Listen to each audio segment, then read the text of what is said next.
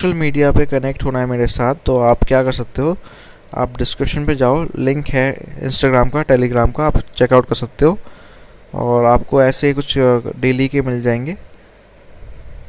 यहाँ पे आप चेकआउट कर सकते हो, डेली आती है वीडियोस, तो आपके लिए इजी रहेगी। इसी के साथ ही आपको जानना है माइक कौन सा यूज़ करता हूँ या बुक कौन सी यूज़ करता हूँ मैं, तो उसका भी लिंक डिस्क्रिप्शन पे, आप अमेज़ोन से बाय कर सकते हो अगर आपको चाहिए तो।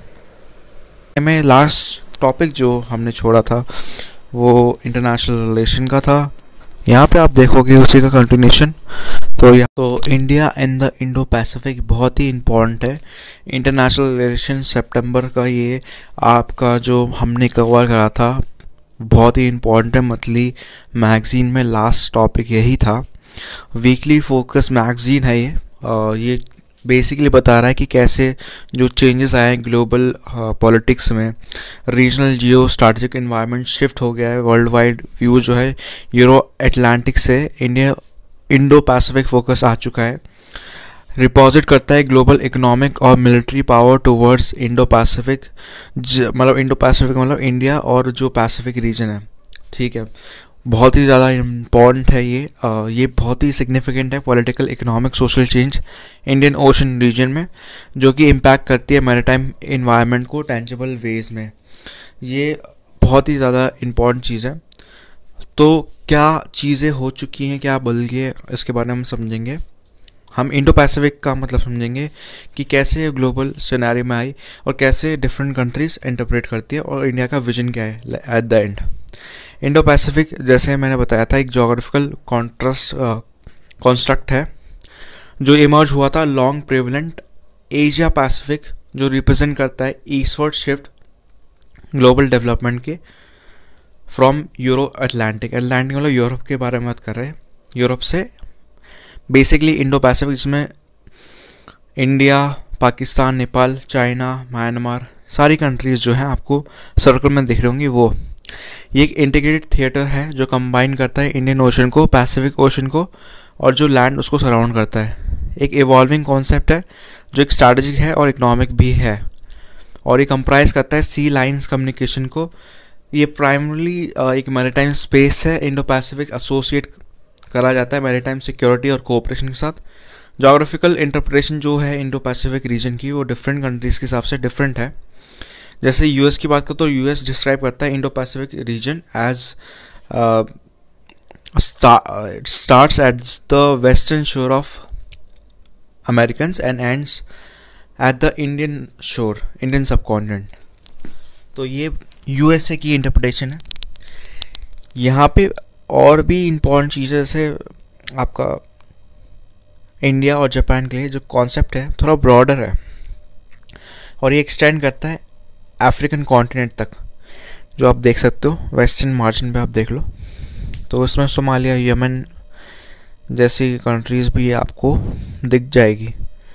मेजर स्टेक होल्डर्स जो है इंडो पैसिफिक में वो India, USA, Australia, Japan, ASEAN members और जितने भी मैरीटाइम नेशन हैं जो ऑक्यूपाई करते हैं स्ट्रैटेजिक पोजीशन में इंडो पैसिफिक ओशन में, जिसमें स्मॉल आइलैंड कंट्रीज़ भी आता है।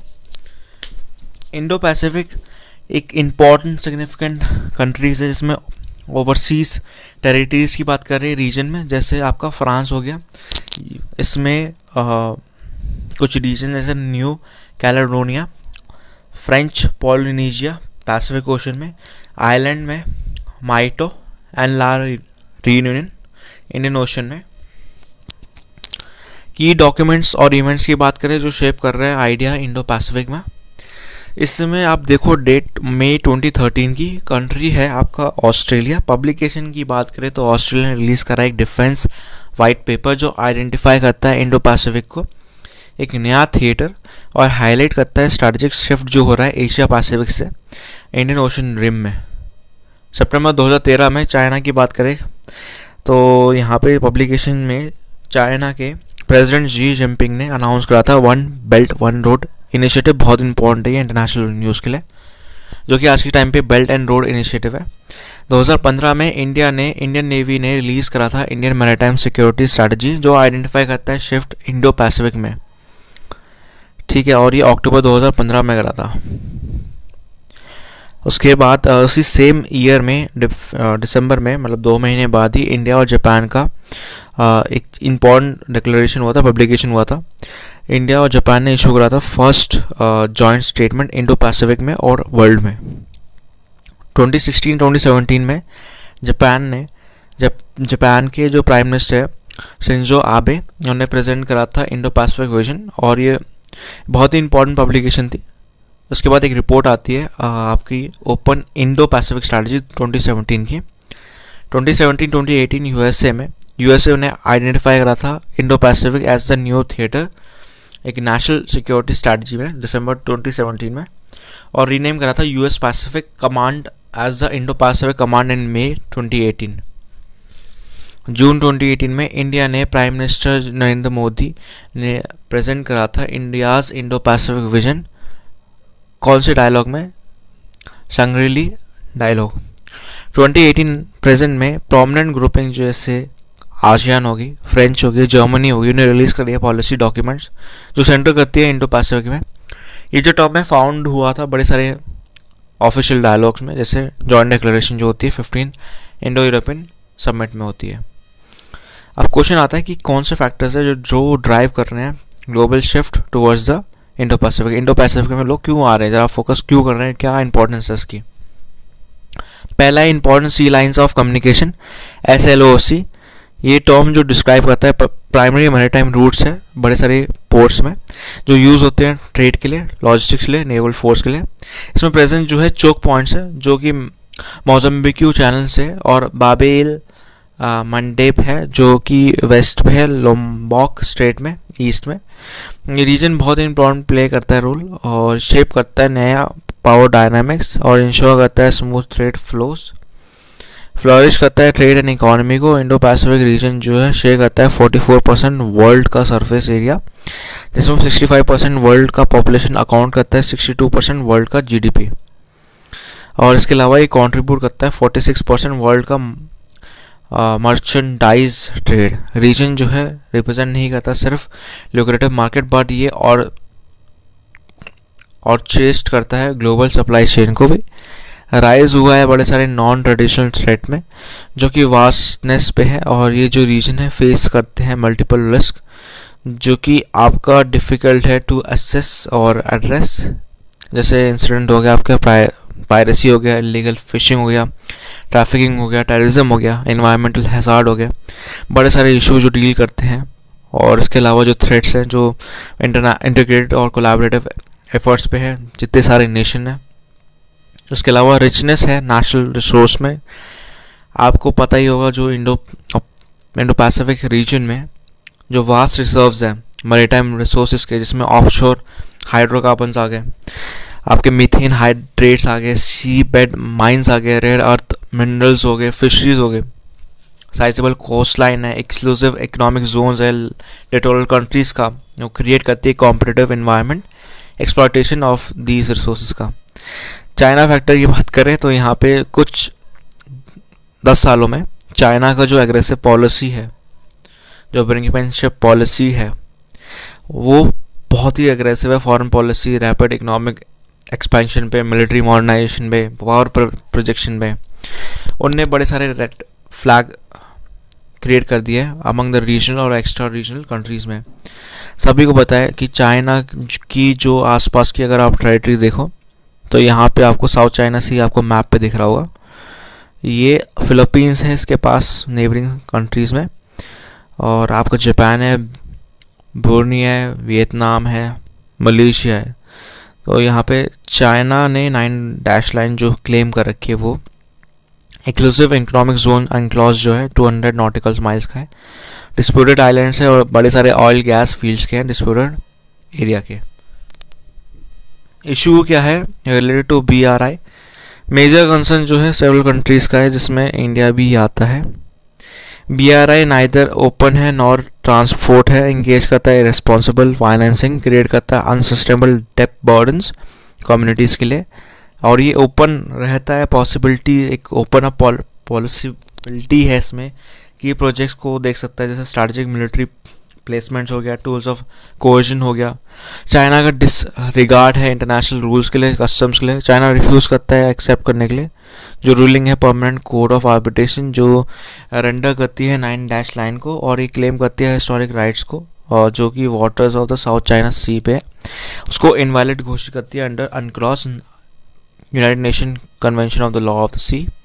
इसके अलावा यहाँ पे नेक्स्ट जो पॉइंट है वो है, अगर कॉन्ट्री की बात करें जो वायलेशन है रूलिंग का, चाइना अडॉप्ट करता है इलेजिटिमेट मेथड्स जो ब्रिंग करते हैं SCS अंडर कंट्रोल, जो एग्रेसिव पेट्रोलिंग है क्लेम्ड रीजन का, मिलिटराइज करता है आइलैंड को, और एक्सटेंशन है इसका एग्जिस्टिंग फीचर्स जैसे लैंड रिक्लेमेशन प्रोसेस। इसके अलावा ये इंक्रीज करता है मिलिटराइजेशन इंडियन ओशन रीजन का। चाइना ने इस्टेब्लिश करा है कमर्शियल पोर्ट्स बहुत ही इंपॉर्टेंट है, जो ports across the Indo Pacific में है, जैसे ग्वादर हो गया पाकिस्तान में, हम्बनटोटा हो गया श्रीलंका में। इसके अलावा जो ओवरसीज नेवल बेस है डिजिबोती में जो अफ्रीका में। इसके अलावा जो पोर्ट्स है स्ट्रैटेजिकली इंपॉर्टेंट है क्योंकि लोकेशन इसकी बहुत ही पास है इंडिया के स्पेसिफिकली, और ये बड़ी सारी स्पेकुलेशन क्रिएट करती है। अब इंडिया का इंटरेस्ट क्या है इंडो पैसिफिक में, इंपॉर्टेंट है। पहला है कि पीस और सिक्योरिटी जो है इंडो पैसिफिक ओशन में बहुत इंपॉर्टेंट है। 50% जो इंडिया का ट्रेड होता है वो इंडो पैसिफिक रीजन से निकलता है। इंडियन ओशन की बात करें तो यहाँ पे 90% इंडिया का जो ट्रेड और एनर्जी रिसोर्सेज है वो यहाँ से होते हैं। इंडिया अश्योरेंस चाह रहा है फ्रीडम ऑफ नेविगेशन, सिक्योर चाहता है चोक पॉइंट्स को, और डिस्प्यूट्स को, जो कॉन्फ्लिक्ट्स है उसको पीसफुली एड्रेस करना चाहता है, और नॉन ट्रेडिशनल सिक्योरिटी थ्रेट जो है इंडियन ओशन रीजन में उसको एड्रेस करना चाहता है। जियोपॉलिटिकल एस्पिरेशन भी बहुत है, वो इंडिया एक्सपेंड करना चाहता है presence Africa, Middle East, South East Asia में, और मेंटेन करना चाहता है as a role of net security provider. China का जो अग्रेसिव पॉलिसी उसको भी काउंटर करना है कि चाइना बहुत ज़्यादा सिग्निफिकेंट स्ट्रैटेजिक फुट होल्ड ना गेन कर ले, क्योंकि इंडिया के लिए वो बहुत नुकसानदेही हो जाएगा। नेक्स्ट पॉइंट है एनहांस करना चाहता है ट्रेड और इन्वेस्टमेंट कोऑपरेशन, इंकरेज करना चाहिए greater flow of goods services investment technology जो इंडिया और अदर इन कंट्रीज जो रीजन में है। इसके अलावा प्रमोट करना चाहता है सस्टेनेबल डेवलपमेंट। कमिंग ईयर्स में क्लाइमेट चेंज की वजह से एडवर्सली इफेक्ट करता है इंडिया को। इंडिया फेवर करता है सस्टेनेबल डेवलपमेंट रीजन में, और ये डेवलपमेंट होता है ब्लू इकोनॉमी की। अदर इंटरेस्ट की बात करें तो इसमें कम्बैटिंग मराइन पोल्यूशन की बात करता है, रेगुलेट करता है illegal, unregulated, unreported IUU fishing, deep sea mineral exploration, effective disaster risk management जैसी चीज़ें। इसके अलावा यहाँ पे क्या की एलिमेंट्स हैं इंडिया के विजन के लिए, वो बहुत इम्पॉर्टेंट है इंडो पैसिफिक में। प्राइम मिनिस्टर ने की नोट एड्रेस करा है शंघाई ली डायलॉग 2018 का। इसमें फॉलोइंग एलिमेंट्स हैं। पहला है एक फ्री ओपन इंक्लूसिव रीजन होना चाहिए, ठीक है। साउथ ईस्ट एशिया में एक सेंटर होना चाहिए इंडो पैसिफिक का, यहाँ पे की रोल जो है आसियान प्ले करेगा। एक कॉमन रूल बेस्ड ऑर्डर होना चाहिए रीजन में, जो ऑर्डर फॉलो करे कुछ फेथ डायलॉग में, बिलीव करना चाहिए सॉवरेनिटी पे, टेरिटरी इंटीग्रिटी, और इक्वालिटी होनी चाहिए नेशंस की इररिस्पेक्टिव क्या उनका साइज है। इक्वालिटी होनी चाहिए एक्सेस टू कॉमन स्पेस सी में, एयर में, और राइट होना चाहिए इंटरनेशनल लॉ के अंडर। ये रिक्वायर है फ्रीडम नेविगेशन का, अनइम्पेडेड कॉमर्स का, पीसफुल सेटलमेंट डिस्प्यूट्स का, जो कि अकॉर्डेंस है इंटरनेशनल लॉ के साथ। सकोमेंट होना चाहिए पावर राइवलीज जो पार्टनरशिप के साथ होनी चाहिए। नेशंस जो है वो इंश्योर करना चाहते हैं कंपटीशन जो कि कॉन्फ्लिक्ट और डिफरेंसेस में ना एंड अप हो और ये इवेंचुअली डिस्प्यूट ना हो जाए। इंडिया इन्विजन करता है पार्टनरशिप बड़े सारे बेसिस के साथ शेयर करता है, जैसे वैल्यूज़ हो गई, इंटरेस्ट हो गया। सपोर्ट करता है रीजनल आर्किटेक्चर को, ग्रुपिंग्स को, जो एक मेजर पिलर है नया ऑर्डर के लिए। लास्ट जो पार्ट है, इंडिया का विजन जो है डिफरेंट है बड़ी सारी कंट्रीज से, क्रूशल, एंड ये बहुत ही ज़्यादा क्रूशल हो जाता है कि इंडिया, यहाँ पे एक डिफरेंस ये आता है कि इंडिया इंडो पैसिफिक रीजन को एक स्ट्रैटेजी नहीं देखता है, ग्रुपिंग नहीं देता कि हम डोमिनेट करें या डायरेक्टली एंगेज करें against other country. At the same time बड़े सारे जो कंट्रीज है जैसे US जो देखते हैं आपका इंडो पैसिफिक स्ट्रैटेजी को, वो चाहते हैं फ्री हो, और ये ओपन इंडो पैसिफिक जो वो एक्सप्रेसिवली एक्सप्रेस नहीं करती इंक्लूसिविटी को।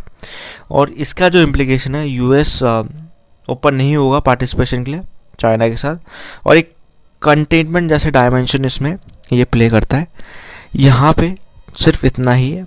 इसके साथ ही आप देखो तो नेक्स्ट जो पार्ट है वो है क्या कॉन्स्टिट्यूट करता है इंडिया की policy towards the Indo Pacific reason.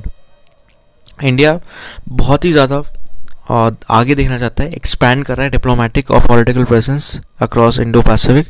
Primary area जो कंसर्न है इंडो पैसिफिक है इसका कुछ मेन पॉइंट्स है। जैसे पहला है स्ट्रेंथन करता है, प्रिजर्व करता है ट्रेडिशनल रोल्स को इंडियन ओशन रीजन में। सिक्योरिटी प्रोवाइडर है, इंडिया सिक्योरिटी प्रोवाइड करता है, प्राइमरी सिक्योरिटी प्रोवाइडर है, स्ट्रेटेजिक पार्टनर है बड़े सारे स्मॉलर नेबर्स का, जैसे मालदीव्स, मॉरिशियस, सिसिलीज हो गया, श्रीलंका हो गया। फर्स्ट रिस्पॉन्डर की बात करें तो स्ट्रेटेजिक पोजीशन है। इंडिया का जो नेवी है among the first to reach nations है, जो रिक्वायर करता है ह्यूमैनिटेरियन असिस्टेंस, मेडिकल एड का। बड़े सारे क्राइसिस हैं, डिजास्टर है। फॉर एग्जांपल ऑपरेशन वनीला जो है, इंडियन नेवी ने प्रोवाइड करा था humanitarian assistance, disaster relief provide करा था मैडागास्कर को। मिशन सागर जो है यहाँ पे भी इंडियन नेवी ने प्रोवाइड करा था फूड आइटम को, स्पेसिफिकली कोविड रिलेटेड मेडिसिन को, स्पेशल आयुर्वेदिक मेडिसिन और medical assistance. Maldives, Mauritius, Seychelles, Madagascar और कोमोरोस को, ठीक है, कोमोरोस। अर्ली वार्निंग और वेदर फोरकास्टिंग सर्विस जो है, इंडिया का सुनामी अर्ली वार्निंग सिस्टम जो है वो डिज़ाइन इस तरह से है, यूनेस्को उसको रीजनल सुनामी सर्विस प्रोवाइडर को तरफ देखता है, जो प्रोवाइड करता है सुनामी वार्निंग कंट्रीज़ पे जो इंडियन ओशन रीजन पे है या रिम में। इसके अलावा डेवलपमेंट असिस्टेंस की बात करें, इंडिया प्रोवाइड करता है डेवलपमेंट एड रीजन को through financial technical contribution. Line of credit पर दिखता है, कंसेशनल लोन्स दिखता है, वो ग्रांट करता है असिस्टेंस को। नेक्स्ट पॉइंट है, ये इंडियन इकोनॉमी को पोटेंट बनाता है ट्रेड के लिए, इन्वेस्टमेंट फ्लो जो होती है इस रीजन में। मेजर ट्रेड एग्रीमेंट जो होता है इंडिया साइन करता है, इम्प्लीमेंट करता है सो फार, जो इंक्लूड करता है South Asia free trade agreement, SAFTA जिसे बोलते हैं, India ASEAN comprehensive economic cooperation agreement और India Korean comprehensive economic partnership, और लास्ट में इंडियन जापान CEPA, ठीक है।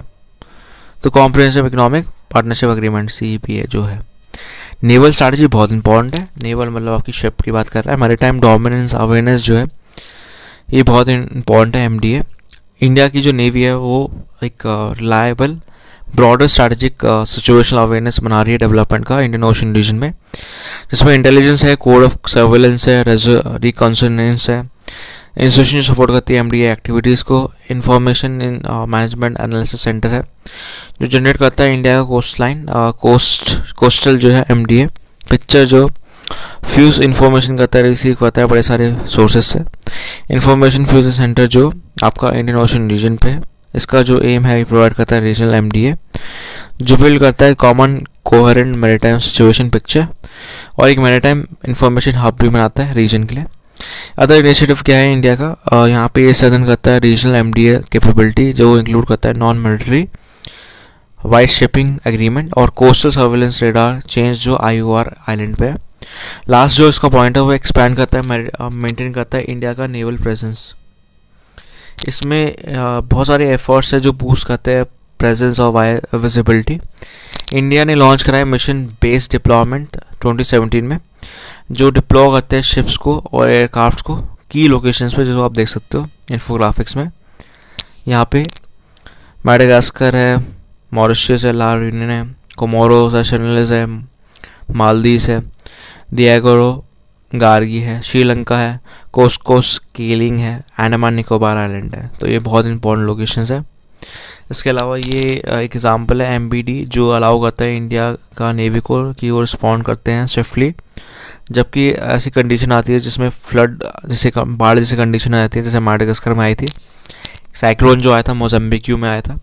जॉइंट एक्सरसाइज होती है जो एक कंस्ट्रक्टिव एंगेजमेंट है ऑपरेशनल टर्म्स के लिए, एनहांस करता है स्किल्स नेवल फोर्सेस का, जो बहुत ही ज़्यादा डाइवर्स है और मेजर एक्सरसाइज कंडक्ट करते हैं मालाबार एक्सरसाइज में, जो कि यूनाइटेड स्टेट्स, जापान, ऑस्ट्रेलिया और वरुण जो फ्रांस के साथ है।